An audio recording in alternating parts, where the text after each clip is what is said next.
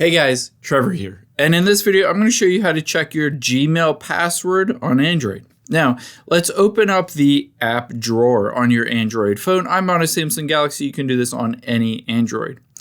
Now, there are two different places that we can check. The first place is, let's tap on the search bar in here, and we're going to search to see if your phone has a passwords app and check there first. So let's type in password and you can see Samsung password. So I can open up the Samsung passwords app and you'll be able to see all of the passwords that are saved in here. In my case, I don't really use this.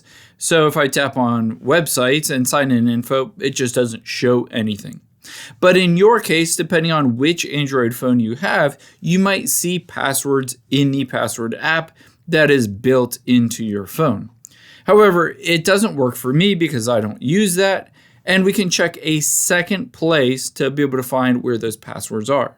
The second place is Google Chrome. So just open up the Google Chrome web browser, and from here we can get to your settings to see those passwords. So at the top right, tap on those three lines, and now midway down here you can see settings. Just tap on that. Make sure you're signed into your account that might have access to all of those passwords. Usually this is just your primary email or Gmail account.